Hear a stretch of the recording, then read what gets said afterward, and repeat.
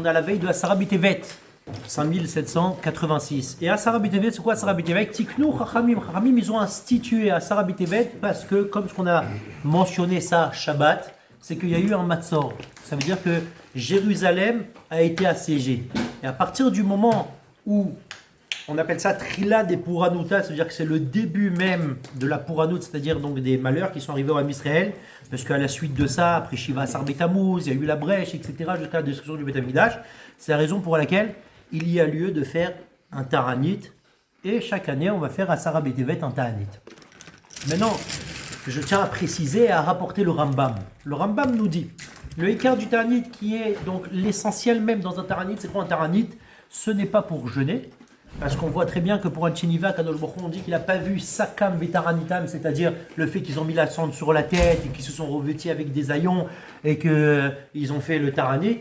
Il y a plutôt marqué qu'Akadosh Baruch Hu, il a vu leur Ma'asim. C'est quoi le fait de voir leurs actions? C'est ce qui définit, ça veut dire que tu n'es pas passé à côté du Taranit, c'est-à-dire que tu as compris le but ultime du Taranit qui est le renforcement et surtout l'introspection sur soi-même qui est la Tchouva. Comme ça, il nous dit le Maïmonide, le Rambam. Donc, pour pouvoir bien vivre un Ta'anit, et on se doit donc de rapporter quelques halachot, on va essayer, comme chaque année, de rapporter toujours des nouveautés.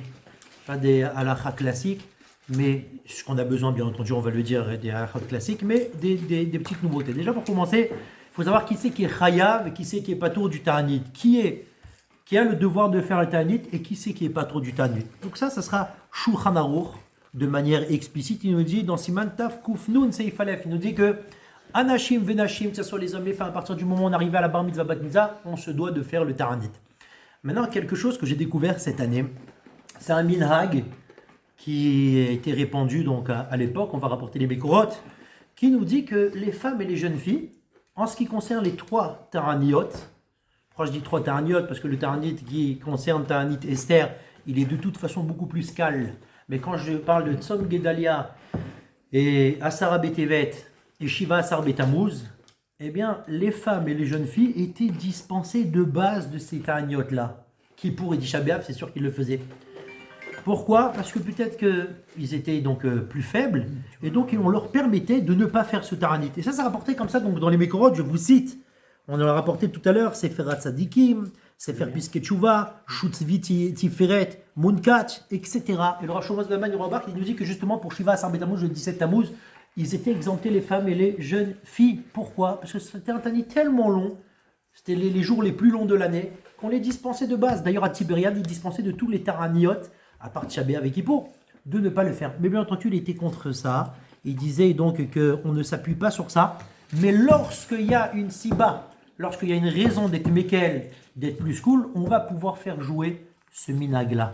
Ça veut dire que quelqu'un ne doit pas rentrer chez lui. Tu sais, moi j'ai appris dans Shulchan Aruch, tu es obligé de jeûner. Il dit à sa femme, à ses enfants. Pas du tout. Des fois, lorsqu'il y a des raisons pour lesquelles ils sont exemptés de jeûner, alors ils seront justement exemptés de jeûner. On va voir c'est quand est-ce les raisons pour lesquelles ils sont exemptés de jeûner. Mais je citerai Darad Rova Poskin, qui est l'avis de la majorité des décisionnaires, qui nous dit que ce minhag-là, que les femmes et les jeunes filles ne jeûnent pas, n'a aucun yesod dans la halakha, n'a aucun fondement dans la halakha. C'est la raison pour laquelle on ne pourra leur permettre de ne pas jeûner que s'il y a une vraie nécessité. Tout celui qui se mortifie, on va dire, avec le tzibour, à partir du moment où il y a un jeûne avec le tzibour, et je suis inclus dans le tzibour, dans le kahal, alors à ce moment-là, je ne fais pas bande à part. Lorsqu'il y aura la Yeshua, lorsqu'il y aura donc la délivrance, et que le kahal, le tzibour, il y a la nechama, eh ben, tu vas faire partie de ces gens-là qui sont délivrés avec le tzibour.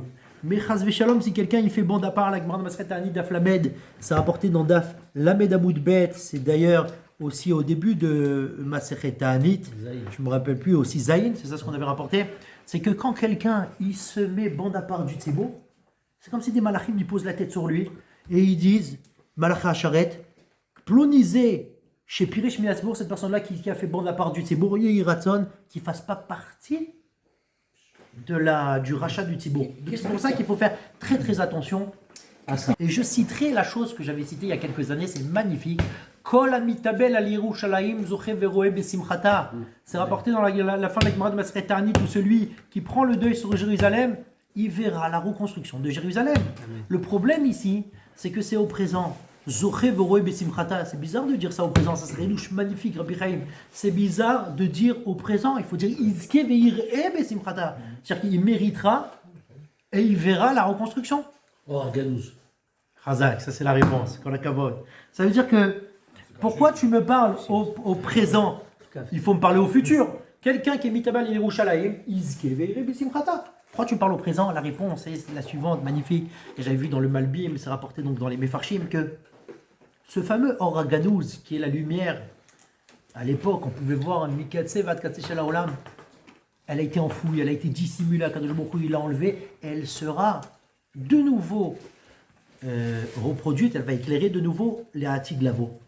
Une personne qui prend sur lui des mitabel à l'Yerushalayim, et là notamment en faisant le Taranit qui est pour la reconstruction du Beth Amikdash, dès maintenant, aujourd'hui même, alors qu'on est encore en exil, cette personne peut voir quelque part ce Or HaGanouz. Et souvent, on a des questions sur des rabbanim, des Mekoubalim, comme ça, qui disent, mais comment ils savent? Mais comment il sait me donner des réponses à mes questions? Parce que c'est des gens qui savent faire tikkun kratzot, qui savent se mortifier sur le Chorban Beth Amikdash. Alors à ce moment-là, Zoré, au présent, Veroé Besimchata, ça c'était entre parenthèses. Alors lorsqu'on parle justement de ces taranites, et qu'il y a des personnes malades, des femmes enceintes qui sont pas trop du taranit, déjà j'aimerais comprendre, il y a deux choses. Cholé sheyesh bo sakana, cholé she'en bo sakana. Cholé she'en bo sakana, c'est un malade sans danger vital. Un malade sans danger vital, il y a des hadachol par rapport à lui, et un malade avec un danger vital. Donc déjà, juste pour commencer, Cholé she'en bo sakana, même si c'est un malade qui est sans danger vital, il n'est pas tout de jeûner. Du moment qu'il est malade, il n'est pas tour de jeûner. Il n'a même pas le droit de dire, tu sais quoi, je vais prendre sur moi, j'aimerais me montrer plus rigoureux. Non, tu n'as pas le droit de te montrer plus rigoureux. Mais je peux faire le tanit. Non, la Torah va haïbaem. Elle souhaite que tu vives. Velo shiyamoud baem. Donc on va donner la définition de ce que c'est Cholé she'en bo sakana. Donc on parle de toutes ces personnes-là déjà, juste pour commencer, qui sont très affaiblies ou qui sont très âgées.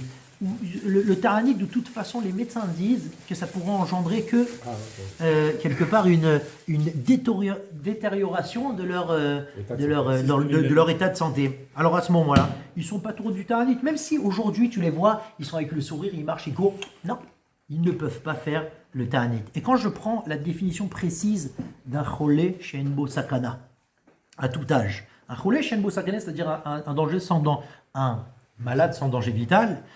On parle de quelqu'un, nafal et mishkav, il est au lit, il est cloué au lit. Ça veut dire quoi?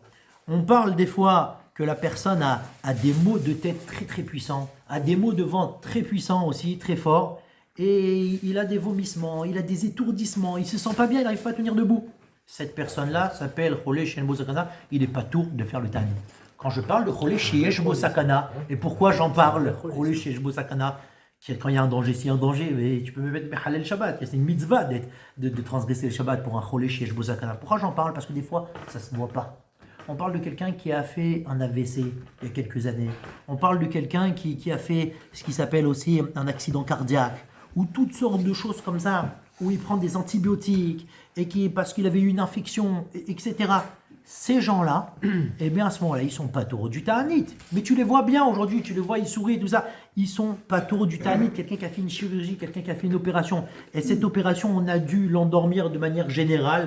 Ça veut dire que c'était une anesthésie générale. Pour une anesthésie générale, ça prend 3 mois pour s'en remettre. Il n'est pas taureau du Ta'anit. C'est-à-dire que le Rav, lorsqu'il reçoit le cas, et il demande, on lui pose la question, il reçoit le cas, il doit faire preuve de prudence. Il doit savoir peser le cas. Savoir est-ce que à lui, il sera pas tout ou sera chayav du ta'anit. Souvent les Bnei Israël Gdoshim même, les Bnei Israël ils sont saints, ils veulent faire le ta'anit, mais ça peut te mettre dans un danger. Ils insistent pour faire le ta'anit. Le Rav il doit leur dire donc la halakha. Ça c'était pour Cholé she'en bo sakana, ça veut dire un Cholé sans danger vital. Maintenant quand il y a un Cholé qui est avec un danger vital et il le sait pas, il est avec un grand sourire aujourd'hui, sauf qu'il a fait il y a moins de 3 mois on a dit une opération avec anesthésie générale. À ce moment-là, il n'est pas tour du ta'anit. Comme ça, donc le Rav, il regardera au cas par cas. Maintenant, à partir du moment où j'ai défini qu'un Cholé, il n'est pas tour du ta'anit, est-ce qu'il est complètement pas tour? Il peut prendre son café dès le matin? Est-ce qu'il doit faire ta'anit chaot à partir de chatzot, à partir de 13h? Est-ce que, en fait, il doit manger comme à Kippour, par shiurim, ça veut dire par mesure, avec des quantités, etc. Alors les poskim, ils nous disent, les décisionnaires nous disent qu'à partir du moment où il a été rendu patour du ta'anit, en fait, il est tout simplement pas inclus dans la takana, dans le décret de ceux qui doivent jeûner.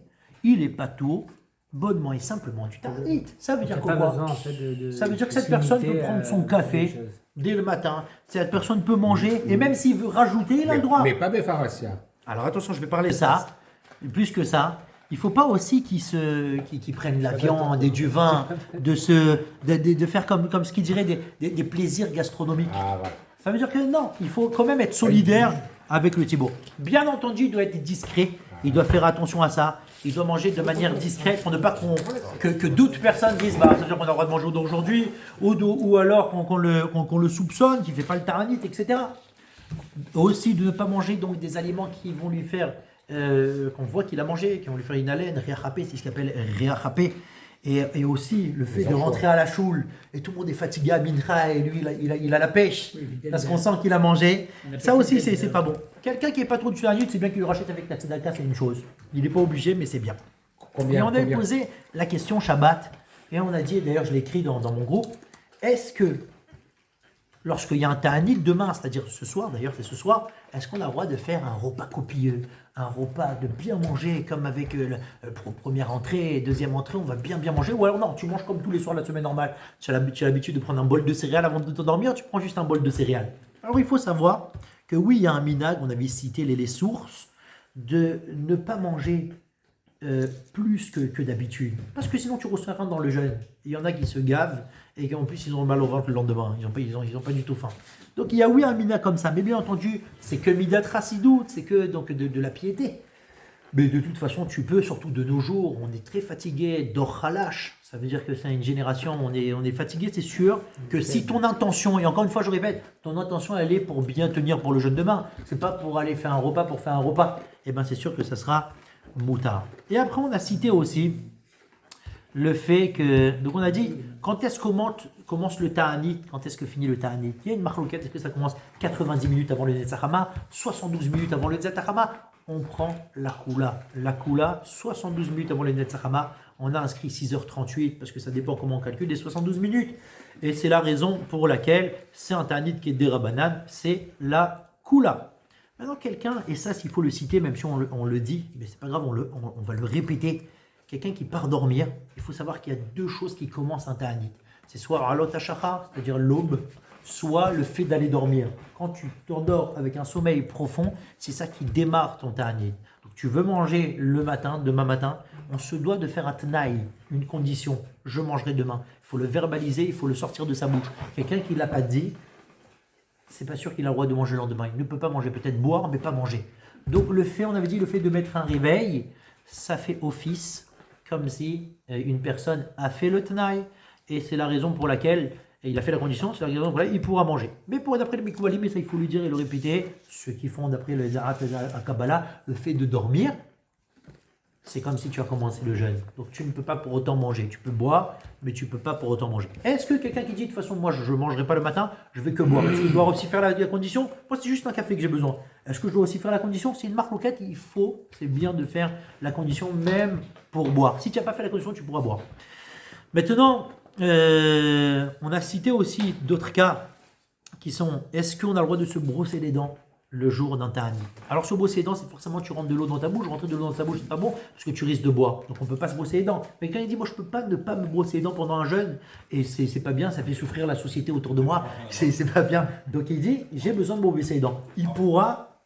On peut le toucher pour ça. Là on va en parler tout de suite, c'est juste après. Ça prend le risque aussi. Non mais là c'est carrément tu rentres dans ta bouche. Donc si tu montes moins d'un vite et tu mets la tête vers le bas, tu peux même avec du dentifrice, il n'y a pas de problème. On peut faire un bain de bouche. Faire un bain de bouche, encore une fois, moins d'arrêt vite et la tête vers le bas. Alors c'est vrai que quand tu rentres, mais ça veut dire J'ai pas envie d'avaler. bien entendu, exactement. Maintenant, est-ce qu'il y a oui un yin d'éduquer ses enfants dans ce sens, de dire regarde, il va falloir que tu commences à t'habituer, tu fais le jeûne quelques heures? Pas du tout. Encore une fois, tous les jeunes qui sont liés à la Evelout, tu ne peux pas commencer à faire une éducation pour le deuil. Une éducation pour Kippour, certes, mais une éducation pour le deuil, non. Maintenant, c'est vrai que s'il comprend, il commence à comprendre un petit peu c'est quoi le Beth Amikdash, et il est attaché et tout ça, tu peux, s'il mangera normalement, c'est-à-dire qu'il mangera dès le matin, mais tu peux lui donner des sortes d'aliments qui sont, de toute façon, on ne lui donne pas des bonbons et de la viande, etc. Maintenant, c'est vrai qu'il y a un minag que 3 ta'anit avant, il y a un minag dans certaines kailot, 3 ta'anit avant la bar mitzvah, 3 ta'anit avant la bat mitzvah, de commencer à jeûner. Et de toute façon, ce minag, on n'a pas eu l'habitude de le faire donc aujourd'hui. Il n'y a pas de mécor, encore une fois, il n'y a pas de base dans les poskim.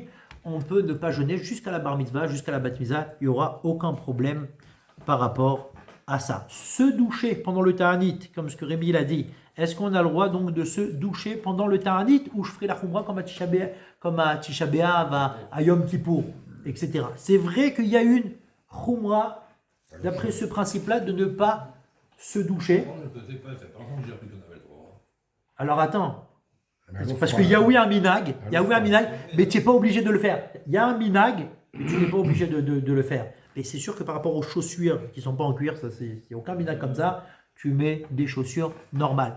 Aujourd'hui, on n'a pas l'habitude donc de faire ça. On peut très bien, ceux qui peuvent conserver cette habitude, ou alors ils ne prennent pas l'eau chaude, ils font que l'eau froide, sans le savon, etc. Mais si je m'en tiens à Takanat Rachamim, c'est de ne pas manger et boire, c'est tout. Tu peux te doucher, sika, neilat un sandal, et tout ce qui va avec. Et on a parlé aussi du cas d'une personne qui, son travail, c'est dans les manutentions. Donc si c'est dans les manutentions, donc je vais venir à manquer d'eau à un moment donné, je vais me déshydrater et c'est sûr que je vais boire. Est-ce que toi tu dois déposer obligatoirement un jour de congé ou pas? Est-ce que tu es obligé de déposer un jour de congé parce que tu sais que tu vas arriver à boire? Alors, Raoui Venachom, ça veut dire que c'est bien si tu as la possibilité de déposer un jour de congé. Des fois, tu ne peux pas. Tu fais partie d'une société, tu ne peux pas annoncer à ton patron que tu ne viens pas. D'autant plus, des fois, il y a des travails dans les espaces médicaux. Tu ne peux pas comme ça t'absenter. Alors, à ce moment-là, tu peux commencer à travailler. Et quand tu arriveras à ce moment-là où tu as très très soif, tu peux boire.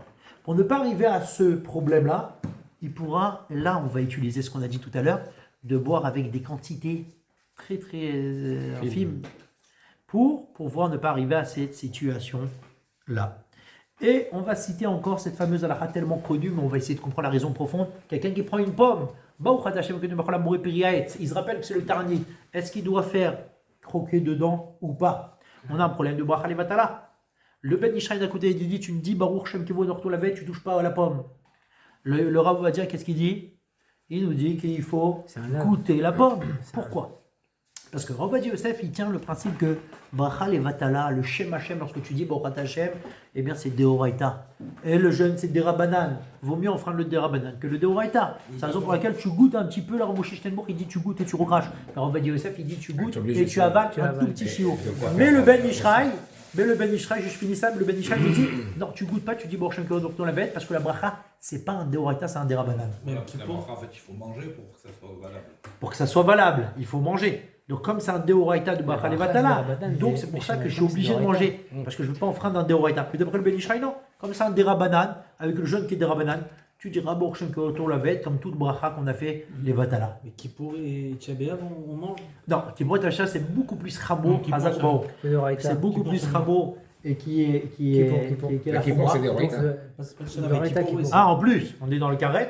Mais pour Tisha B'Av, c'est plus Ramo. Pour Tisha B'Av, aussi on goûte pour Tisha B'Av. Pour Tisha B'Av, c'est plus Ramo dans certains dîners, mais aussi on goûte pour Tisha B'Av. Mais pour Kippour, non, puisqu'on est justement donc dans un Deoraita. Et enfin, on te dit quelqu'un qui a mangé sans faire exprès. Il a mangé sans faire exprès, il a bu sans faire exprès. Est-ce qu'il continue son jeûne? Est-ce qu'il s'arrête? Est-ce qu'il dit Ranénou? Alors il faut savoir comme ça, quelqu'un qui est dispensé du jeûne, donc il n'est pas dans la bulle de la xéra de Chachamim, mais quelqu'un qui est chayav de faire le jeûne. C'est pas parce que sans faire exprès il a mangé de manière intentionnelle ou inintentionnelle, les deux, que tout d'un coup ça s'arrête. Pas du tout, tu continues le jeûne jusqu'au bout, même tu dis Ranénou. Et tu n'auras même pas besoin de rattraper le ta'anit après. Sauf que là, je vais préciser que le Rav Yosef, il dit tu peux dire Ranénou que si tu as mangé moins de kakotevet. C'est cette mesure-là qui est, tu as mangé moins, donc là tu peux faire un Ranénou. Mais si tu as mangé plus au-delà de ça de voix kazaït, alors à ce moment-là, tu peux plus dire Ranénou. Mais le Kafachaïm et beaucoup d'autres, ils disent que tu peux toujours dire Ranénou même si tu as mangé plus que kakotevet. Tu peux monter à la Torah et tout, c'est considéré comme ça. Alors, monter à la Torah, c'est autre chose, c'est très technique. Pour sortir le Sefer Torah, il faut au moins 6 à 7 personnes qui gênent. Pour pouvoir faire monter à la Torah, il faut quelqu'un qui ne jeûne pas. C'est un côté technique où la lecture de jeûne. Vayichal Moshe qui jeûne. Ouais, c'est Mechila, qui jeûne. Quelqu'un qui ne jeûne pas, on ne peut pas le faire monter à la Torah. Pour pouvoir se faire sortir à Sefer Torah, il n'y a pas 6 ou 7 personnes qui jeûnent. On a comme ça pas fait C'est exprès, problématique. ça marche pas, quoi. Voilà, exactement. Ça, c'est juste par rapport à soi-même, à titre individuel. Mais pour monter à la Torah, non. Et enfin, dernière lacha, et on termine avec ça. Au moment où le jeûne se termine, est-ce que je dois absolument et obligatoirement prier Ma'ariv, Arvit, ou je peux manger de suite? Quelqu'un qui ne peut pas venir à la synagogue pour X raison, il se retrouve à la maison, il a très faim. Est-ce qu'il va faire d'abord Arvit et après manger parce que finalement il doit finir au niveau des tfilotes ou pas? Réponse, non, il n'a pas besoin forcément de faire Arvit. Sauf que quoi? Il veut manger plus qu'un kabetza. Si tu veux manger un tout petit peu, c'est bon, pas de problème. Si tu veux manger plus qu'un kabetza, alors à ce moment-là, tu te dois de appeler un chômeur. Tu peux pas faire vite maintenant. Tu dis un chômeur Ou un réveil. ou le réveil, Hazak ou Baruch, le chômeur ou le réveil qui va te rappeler de faire vite. Et là, à ce moment-là, tu pourras manger même avant vite. Et d'ailleurs, je terminerai comme ça avec cette phrase-là que le Beth Amikdash, s'il n'a pas été reconstruit, comme je l'ai dit tout à l'heure, c'est parce que à Sarah David l'année dernière, ça s'est Kadosh Baruch Hu, il a décidé que ça n'allait pas se reconstruire cette année-là.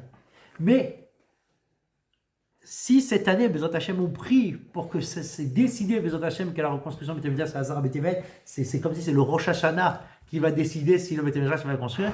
Bezrat Hashem, qu'on soit Zoché, qu'il y a Meshiach Tzidkenu, Bnei Beth Amikdashenu, Bivra Biyamenu, Amen. Amen.